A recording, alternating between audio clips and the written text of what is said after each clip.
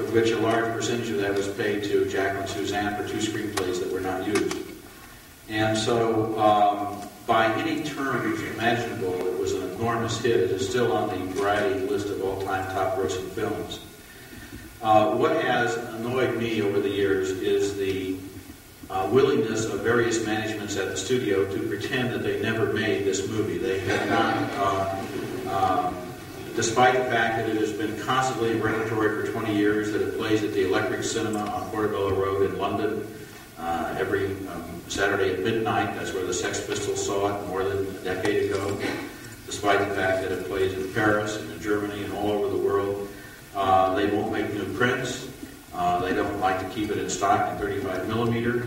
They released it briefly in video and then withdrew it, and to this day it is not available in any video format. Although I'm happy to say that apparently the Criterion Collection, which is the most prestigious organization connected with home video, is going to bring out a letterbox version of Beyond the Valley of the Dolls. But Fox is not. And I submit to you that they didn't make any other movies in 1970 that are as widely seen today, and that would include Patton, MASH, and Butch Cassidy, their other releases that year. Sounds like a little bit like I blow my own horn, but I'm quite a soloist, actually. I've never really had the opportunity of sitting in the audience and seeing one of Mr. Meyer's films over there. I've only seen it on video. And I really have to say it was a really groovy experience. And I just have 2 questions, one for Mr. Meyer and one for Mr. Ebert. The first one for Mr. Meyer. Did Tom Wolfe ever write a screenplay for you? No, that's a guy that I knew in the Army. His name was Thomas J. McGowan. And I warned him, I said, you should not use that suit. It was in Cherry Iron McGowan. Charles Napier started the first opportunity I had to work with him. So, grateful. Thomas Wolfe, I think. Tom. It's on the credits here. The other question I have for Mr. Ebert. One of the things that seems to be really quite, at least on your show, is your Pulitzer Prize. I read an interview with Mr. Meyer some time ago in a publication where he said, I'm not going to say it's very close, but he said, I really love Roger because he's really into tits.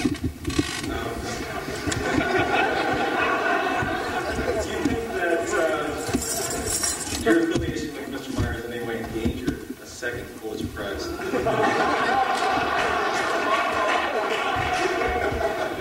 Accused of ruining a lot of careers. But I won the Pulitzer Prize after my association with Russ Meyer. I won it in 1975. I don't really bring it up on the show very frequently. I don't feel that that's necessary since I'm sure that it's constantly in Gene's mind.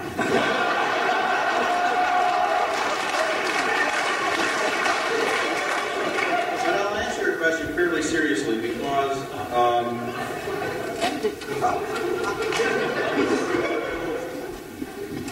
there might be the feeling that it would be disreputable to be associated with Russ Meyer. In other words, I wrote this movie, but then I went on to win the Pulitzer Prize and to get a national television show and to publish books, and so now I might want to just dismiss this as a youthful indiscretion, hot-headed adolescent that I was at that time, no better and wiser now. One thing that I have learned from Russ Meyer that I try to practice in my own life is a lot of people have their lives divided up into compartments. And this compartment is open for some people, and this compartment is open for other people, and you can know this, but you can't know that. And if I'm with this group, I'll say one thing, and I'm with this group, I'll say something else, so that I can be all things to all people. Russ Meyer, I think everybody at this table will agree with this, Russ Meyer's life is all inside one big, embracing compartment. Everybody who knows Russ Meyer knows everybody else who knows Russ Meyer. I can remember going out to dinner with Russ and his pulchritudinous lady of the moment, and also with an old Army sergeant who was on the edge of senility probably, and this was his one night a week to get some barbecued ribs and a chance to look at a pretty girl, and Russ was loyal to this man because this man had been loyal to him during the war. Russ has stood by his family. He has stood by his friends. He has flown across the country to visit people.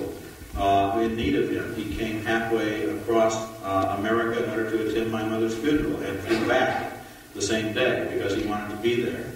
And Dolly spoke about him being at her bedside. Russ doesn't have the girls snuck off in the bedroom and the army buddies in the living room and the critics up in the library and the producers down waiting for him at the bank. Everybody is always part of the same thing. There is no hypocrisy in Russ's behavior. He will tell you exactly what he thinks.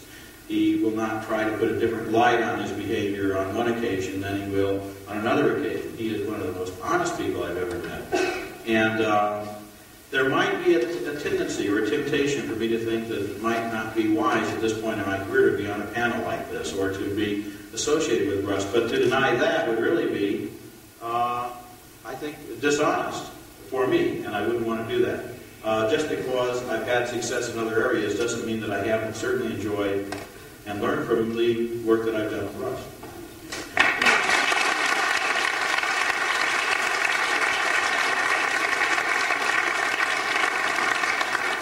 Yes, I have a question for Edy and for Russ. There was something I heard about from a friend of mine called 7 Minutes that he started. It was written by John O'Hara. I was wondering if you could tell me a little bit about it. Irving Wallace wrote the books, and it was a second film I made at Fox, and it was my swan song there. But I accompanied Zanuck and Brown over to Warner Brothers.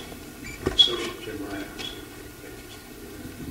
produced a film based upon Burroughs and Boyack. I think they did interesting horror film.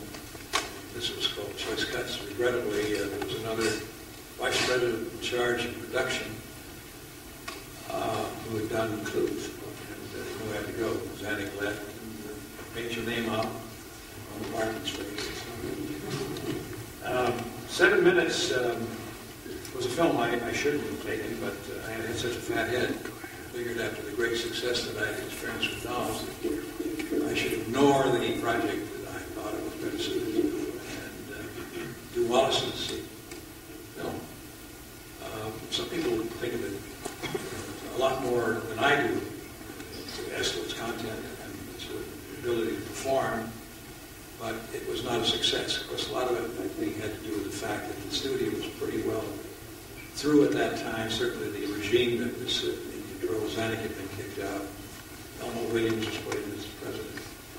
But regrettably, even though the film was not successful, it does play a lot on television, but it's severely hacked, unfortunately. Well, I had an opportunity to cast some really interesting actors. Mary Kroger, I don't know if you would recognize that name. He played a lot of communist parts, spies. He came off as being gay. And I had him play the part of a critic on testimony on the stand. I read the part to him, and he said, "Hey, when am I the Fox Fag?" Made an impression on him. But he did a beautiful job. And Anson, what's his name? David Anson was now a critic for Business. And he made reference to some of the characterizations, one of which had got me a condemned rating, the way I portrayed a Catholic bishop. And he made reference to Mary Kroger's performance. How did he put it? He said he would have stopped traffic in a gay bar on a Saturday night. That was a great tribute to the guys. There were a number of other people, like Lyle Hector, John Carradine, as Edy pointed out. Wonderful people. Wayne Maunder, who had been Kit Carson, and Yvonne DiCarlo. Tom Selleck played the... Oh, Tom Selleck, yeah. First role. He never makes reference to it. It's amazing how I'm a little irritated by graphics every now and then. Well, even the cameraman, I could say, who I admire enormously, who did Koenigsegg, who did the camera work on Dolls. He was a great contributor. I was sad when he was interviewed recently in the International Photographer. I'm a member of that union as well as the Directors Guild in America, in which he listed all of the films he'd done, and one film was pointedly absent. And that was Beyond the Mountain of Dolly. That was because of his wife. His wife was very jealous of all the good-looking women. Well, that might be. Well, migraine had it. And he was replaced by another cameraman. It hurt me naturally because I'm very proud of the film. And I can say to him, in spite of the fact that he ignored it, his contribution was huge.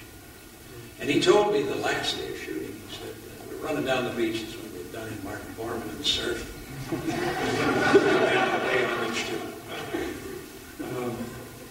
He said, would you ever hire me again if you had another film? I said, I am very honored. But this is the business. You don't necessarily always run into the, I got to be a certain character on a given day, and 6 months later, he's incredible. But his contribution cannot be ignored. You see his name up on the screen, and the work he did, particularly with that Scorsese's Apprentice sequence of the light. We did like 80 setups in one day. It was a nice experience. Well, I have time for one more question, and I'm going to ask it. I wanted to ask Mr. Ebert, considering the fact that this film has an X rating, how do you differentiate Russ Meyer's films from pornography? Russ doesn't ordinarily direct sex scenes in a way intended to arouse anyone. In my way of thinking, or in terms of the way I look at his film, the lesbian sequence in Vixen is the only erotic scene in all of Russ Meyer's work. And what the point that people have missed is that Russ is a comic director operating in a pop art context. He will almost invariably cut away from a sex scene in such a way as to frustrate the anticipations of what he cheerfully refers to as the one-armed viewers. He likes to cut away to demolition derbies, oil wells, various other aspects of from his industrial filmmaking. He also frequently he seems to be very reluctant to locate a sex scene in bed. He'd much rather have it in a treetop or in a barnyard or in the backseat of a Rolls Royce. When he does shoot it in bed, he invariably likes to use an angle that has not been exploited by other directors, from directly beneath the action, shooting up through naked steel bed springs. The notion that one can be comfortable having sex in this position is one that I have never wanted to put into practice by trying out for myself. I don't think it's possible. I think you need a mattress at the very least. And then he will cut away to details. He is the master of the insert shot. The little wheel at the bottom of the bed jerking back and forth, or an exterior where the whole house is shaking. It's a comic attitude towards sex that he's dealing with here. When he talks about sex as being confrontations, I think that is the way that sex is presented. It's an Olympic event in his films, in which there are hardly ever any winners.